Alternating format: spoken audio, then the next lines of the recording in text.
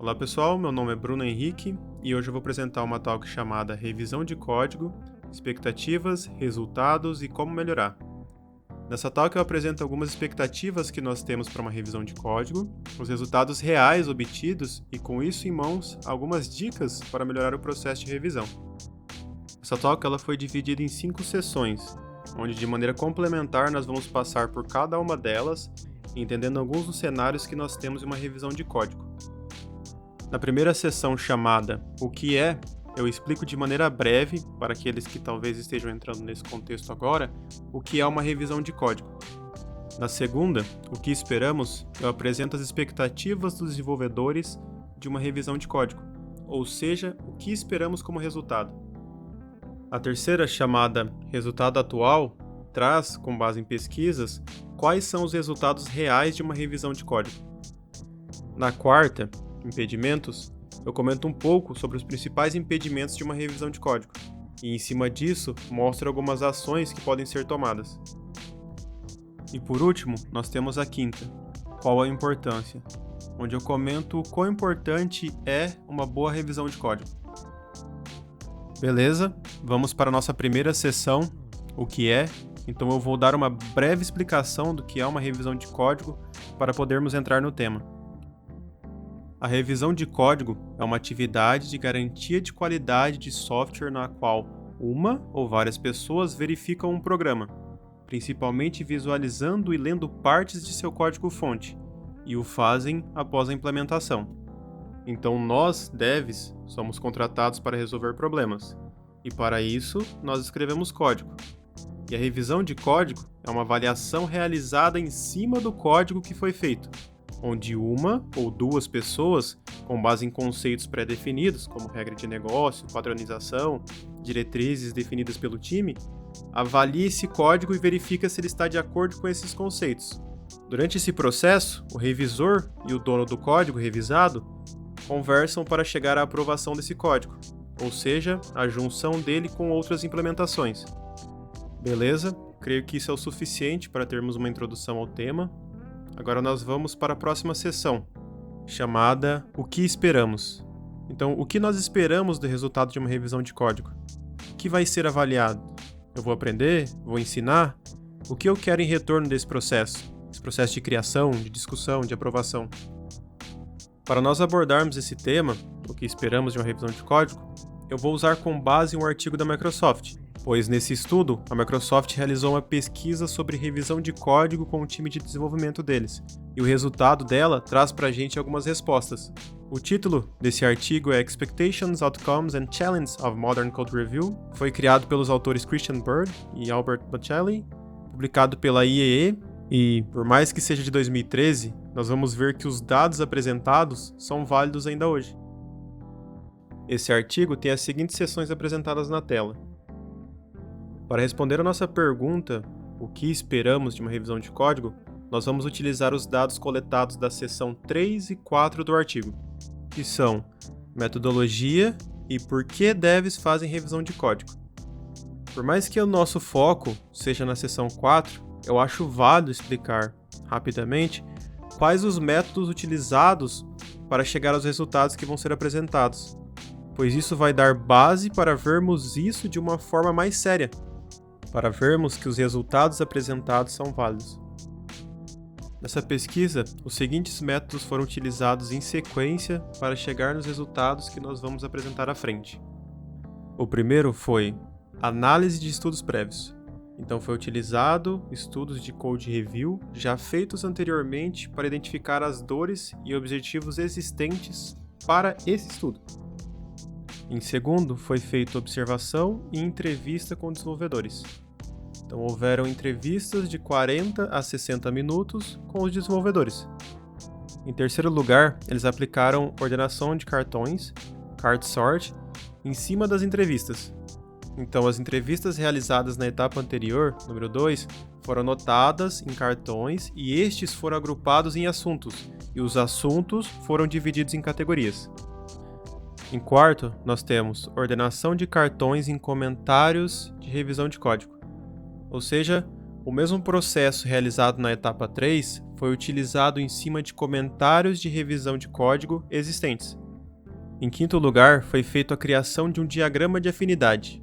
Então, as categorias geradas nas etapas 3 e 4 foram agrupadas novamente para se criar outros grupos. Essa questão de agrupamento ela é um pouco confusa, então vou dar um exemplo só para a gente entender essa questão dos comentários, assuntos, categorias e grupos. Então, o nosso exemplo, vamos começar ali que tem um comentário que está dizendo que o nome da função não está legal, ou o nome da variável está escrito errado, o nome do arquivo está errado. Então, é criado, para esse tipo de comentário, um assunto chamado nomenclatura. Aí, junto com a nomenclatura e outros, é criado o agrupamento, ou melhor dizendo, categoria de legibilidade. E a legibilidade, junto com outros, são adicionados a um grupo chamado melhora de código. Então, é realmente um processo de afinamento, de afinidade, de reduzir a quantidade de categorias, de grupos, para que se possa então realizar uma análise. Por último, nós temos pesquisa com gerentes e programadores. Então, com base nesses grupos criados na sessão anterior, foi pedido para os gerentes e programadores que fosse ranqueado de 1 a 3 aquilo que eles esperavam de uma revisão de código. Ou seja, aquilo que responde à nossa pergunta dessa sessão: o que esperamos de uma revisão?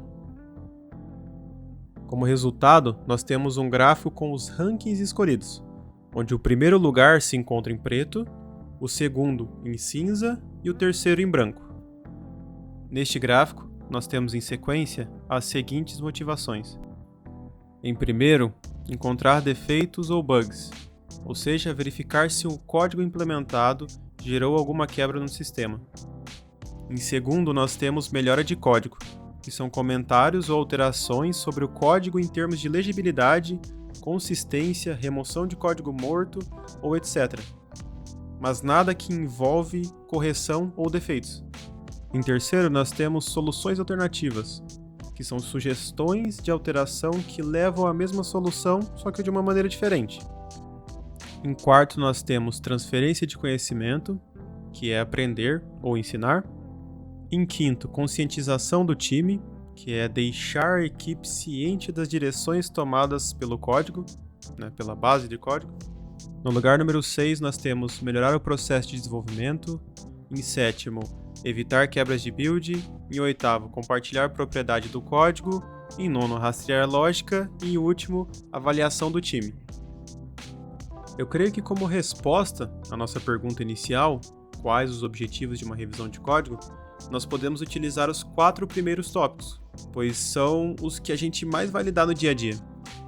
O legal de trazer essas informações é que nós sabemos o que nós queremos para uma revisão de código, e além disso, nos dá uma direção em busca de uma avaliação ou melhora deste processo. Só que antes de correr atrás da melhora, vale avaliar qual é o resultado que nós temos hoje, para saber onde e quanto precisamos melhorar.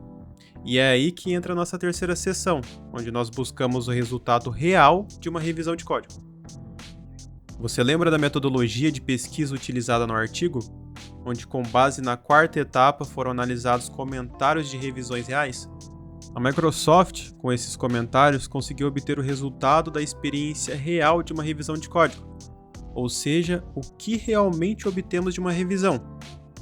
Essa análise conta com 200 threads correspondentes a 570 comentários e o seguinte gráfico mostra o resultado.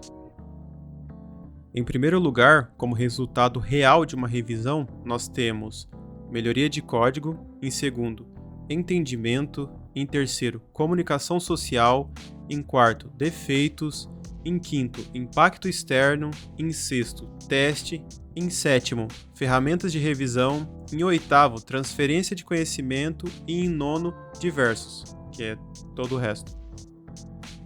Quando nós colocamos estes dois gráficos um do lado do outro, para comparar o desejo e o resultado, o que nós conseguimos observar? O primeiro ponto que nós conseguimos observar é que nos resultados dos comentários nós temos entendimento em segundo lugar. Eu sei que comentários para tirar dúvidas não é um problema, mas quando temos isso em segundo lugar com 22% dos comentários, isso nos levanta um ponto de atenção, pois talvez a descrição do MR ou do PR ou a comunicação entre o revisor e o criador da revisão não esteja legal. Outro ponto interessante é o fato de a categoria Encontrar Bugs estar em quarto lugar na quantidade de comentários, mas nos objetivos levantados ela era para estar em primeiro.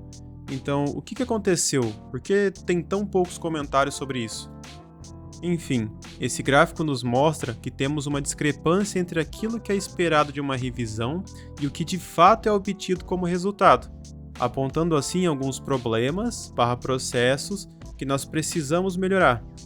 E é aí que entra a nossa quarta seção, impedimentos. Então, agora, com algumas respostas em mãos, nós vamos ver quais os maiores impedimentos de uma revisão de código e trazer também algumas dicas para resolvê-los. O primeiro impedimento é a dificuldade no entendimento da razão da mudança. Esse impedimento ficou explícito como um empecilho quando vemos que o segundo colocado na quantidade de comentários reais em uma revisão é o entendimento, ou seja, a dificuldade para entender o que o código deveria fazer. Então, a revisão ela é para validar um código implementado. Quando não entendemos o que o código deveria fazer, fica difícil realizar a validação. Vocês lembram da discrepância de que era esperado que o tema Encontrar Bugs estivesse em primeiro lugar, mas foi encontrado em quarto na realidade? A Microsoft ficou curiosa referente a isso e, em conversa com os desenvolvedores, eles descobriram que isso poderia ser devido à alta quantidade de entendimento necessário para encontrar bugs. Ou seja, encontrar bugs demandava um entendimento maior do motivo da alteração, levava mais tempo e mais processamento lógico.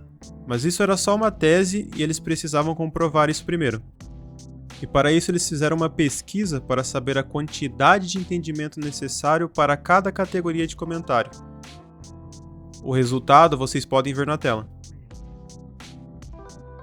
Em primeiro nós temos a quantidade que não precisa de entendimento nenhum, que está em branco. Em segundo, que está em cinza, é uma quantidade de entendimento baixa. Em cinza mais escuro é uma quantidade de entendimento alta. E em preto nós temos uma quantidade de entendimento completa, ou seja, tem que entender toda a razão da mudança para poder fazer esse tipo de comentário. Nós podemos notar que o que mais necessita entendimento é encontrar defeitos. Então isso já comprova que a discrepância entre o primeiro lugar e o quarto nos gráficos anteriores é devido a esse fator. Ou seja, não são realizados tantos comentários sobre encontrar defeitos porque eles requisitam muito entendimento e processamento. Eles são mais cansativos para o revisor. Outra coisa legal que esse gráfico nos mostra é o porquê nós temos tantos comentários sobre melhoria de código. E o motivo é porque é necessário um baixo nível de entendimento.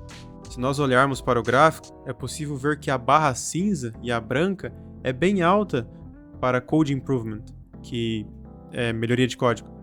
Comentários da categoria melhoria de código não são ruins. O ruim é usar eles no lugar dos outros porque é difícil entender a razão da mudança, deixando de fazer outros comentários que contribuiriam muito mais para o código, para o desenvolvedor, para o produto e para a empresa. Coisas como encontrar bugs ou compartilhamento de conhecimento. Beleza, nós conseguimos provar que a dificuldade no entendimento é um problema. Nos resta a pergunta agora, como podemos melhorar? Então, o que o dev e o revisor podem fazer para melhorar o processo de entendimento?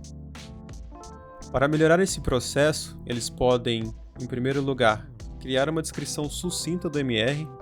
Só lembrando que uma descrição sucinta não é uma bíblia, mas sim descrever aquilo que causou a mudança, descrever os motivos da mudança e como foi pensado a implementação dessa mudança.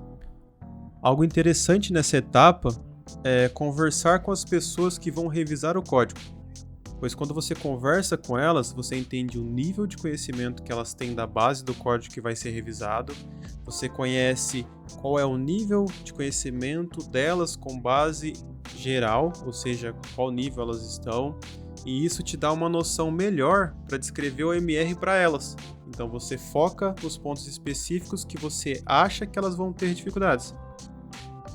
Em segundo, nós temos uma conversa rápida antes da revisão, então converse um pouco ali com os revisores para explicar algumas coisas que vão ser encontradas dentro da revisão. Em terceiro, nós temos comentários na ferramenta de revisão sobre o código implementado. Então, quando você cria o seu MR ou o seu PR, você consegue criar uma descrição, mas você também consegue realizar comentários nos códigos alterados.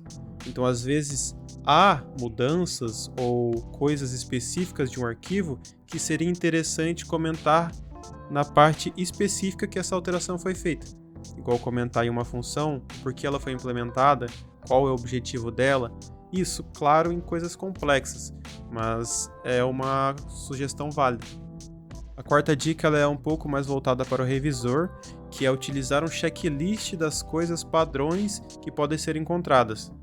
Isso é bom porque faz com que você foque a sua energia em problemas maiores, deixando assim as coisas básicas para o checklist. Em quinto, nós temos dividir as implementações em tamanhos menores. Então, criar MRs com 10, no máximo 15 changes, pois quando são menores é mais fácil revisar e o tempo de revisão também é mais rápido. E no lugar número 6, nós temos concentrar primeiro nas questões centrais, não perdendo tempo com pequenos problemas, ou seja, focar naquilo que requer mais energia primeiro. Todos esses pontos nos ajudam a reduzir a dificuldade no entendimento da razão da mudança. Mas esse é um dos impedimentos que nós temos. Um outro impedimento que nós temos é o tempo do processo de revisão de código, ou seja, o tempo que a tarefa fica em revisão enquanto um revisor realiza comentários e um autor realiza as correções. Quando esse tempo é muito grande, isso gera alguns problemas, como por exemplo uma demora para a entrega da tarefa ou da funcionalidade, porque ela fica travada, o impedimento de outras tarefas relacionadas àquela funcionalidade, ou seja, se a sua próxima tarefa depende daquela que está em revisão, ela está bloqueada, a redução de tempo que o autor ou revisor gastariam em outras tarefas. Então, quanto mais tempo ele gastar no processo de revisão, menos tempo ele vai gastar em outras tarefas. Ou seja, nós acabamos atrapalhando o fluxo de trabalho do desenvolvimento. Para melhorar essa questão, nós podemos corrigir para revisar o mais cedo possível, ou seja, saber dar importância e separar tempo para realizar essas ações, dar atenção nas notificações ou até mesmo mandar uma mensagem avisando. Qualquer coisa que reduza esse tempo de interação é válida. Nós podemos também revisar o próprio código, pois isso nos possibilita achar algumas correções que são simples ou até mesmo complexas, reduzindo assim a necessidade de apontamento/correção. Outra coisa a se fazer é utilizar ferramentas de revisão automática. Nesse caso, algumas coisas podem ser pegas automaticamente em um código, sem precisar de uma lógica humana. Um exemplo dessa ferramenta que a gente utiliza bastante é o lint, que com base em uma definição impossibilita o commit/envio de código que não siga aquela definição. Outra coisa é identificar a necessidade de um ou dois revisores. Cada empresa ela tem uma definição da quantidade de revisores ideal, ou até mesmo cada grupo dentro da empresa. Mas deixar isso volátil a ponto de ser possível atribuir apenas um revisor, em vez de dois, em funcionalidades que não são de alta complexidade, ajuda a reduzir o tempo de revisão. O importante é a gente lembrar que essa liberdade não significa libertinagem, então tem que usar isso com parcimônia, analisando a complexidade daquela situação específica. E por último nós temos não ficar revisando coisas que não são relacionadas à implementação, ou seja, não realizar comentários em arquivos que não têm nada a ver com a implementação/lógica atual daquela tarefa. Não é o momento para apontar débitos técnicos e não é o lugar de discutir a regra de negócio. Essas são as dicas que podem ajudar na melhora de tempo de uma revisão, mas tem mais um impedimento que vale a gente dar uma olhada. E esse é o ambiente de julgamento que a revisão cria. Como de uma certa forma, para ter uma revisão você precisa enviar o seu código para avaliação, onde pessoas vão julgar o que você fez, isso cria um ambiente frágil, onde os comentários podem ser facilmente entendidos como ataques diretos ao autor. Quem nunca ficou puto com um comentário no seu MR? Mas nesse ponto, nós podemos seguir algumas dicas para deixar o ambiente mais amigável.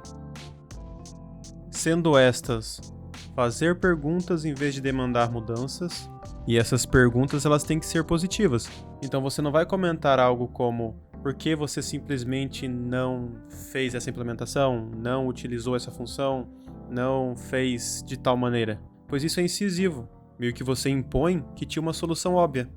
Nós podemos utilizar outras opções que têm o mesmo resultado e soam melhor. Coisas como, o que você acha de? O que você acha de realizar essa implementação com essa função? O que você acha de adicionar um arquivo? O que você acha de utilizar a função de outro arquivo? Podemos também utilizar, você considerou? Então, você considerou utilizar a função de tal arquivo? Você considerou usar a lógica dessa maneira? Uma boa também é, seria interessante? Então, seria interessante você adicionar essa variável no arquivo de variáveis? Seria interessante você criar um enum? Comentários desse tipo soam muito mais amigáveis. Outra coisa que nós podemos fazer é dizer as coisas se colocando na situação. Então, em vez de dizermos seu código está complexo ou seu código está confuso, nós podemos dizer eu tive ou tenho dificuldade de entender esse trecho, essa função, esse arquivo. Isso também soa muito mais amigável. Outra coisa é sempre se referenciar ao código e não à pessoa. Lembre-se de que você está revisando o código e não a pessoa. Então, em vez de dizer você não está fechando a conexão, você pode utilizar este código não está fechando a conexão. E por último, nós podemos deixar ao menos um comentário positivo. Então, é um comentário significativo e pessoal. Se alguém finalmente pegou o jeito de alguma coisa que estava tendo problemas, elogie. Use os comentários como kudos sobre o código. Pode ser um simples top e um dedão, ou adorei isso daqui, vou implementar no meu projeto. Qualquer elogio já vai deixar o criador da revisão feliz e a interação sua com ele melhor ainda. Esse último ponto finaliza a nossa sessão de impedimentos e nos permite ir para a nossa última sessão, que é qual a importância, o que uma boa revisão traz como resultado. Então nós falamos de inúmeros impedimentos e como melhorá-los, mas resta uma pergunta: o que uma boa revisão me traz de resultado? Se eu seguir estes passos, o que eu posso ganhar em troca? Primeiro, eu creio que estas práticas, quando espalhadas pela equipe, vão estabelecer uma cultura de code review. E esta cultura vai se espalhar e acabar virando uma cultura da empresa. E como resultado vai nos trazer um código melhor, desenvolvedores melhores. Não existe mais seu código, mas sim nosso código, ou seja, todo mundo se preocupa. Debates mais saudáveis, menos estresse para os desenvolvedores e um entendimento melhor da equipe e dos projetos. Esses motivos são ótimos e com eles eu termino a minha talk. Creio que resta agora você se perguntar se a revisão que você faz ou recebe pode ser melhorada e, se pode, analisar o contexto do seu dia a dia e aplicar algumas das dicas que foram levantadas aqui. Além disso, deixo aqui os recursos utilizados para a criação dessa talk. Eu trouxe bastante coisa, mas teve muita coisa que ficou de fora que vale dar uma olhada, pois vai levar você a entender mais sobre a importância de uma boa revisão. E deixo aqui também um obrigado pela atenção até o final e espero muito que você tenha aprendido alguma coisa nesse tempo. É isso aí, muito obrigado, tchau, tchau.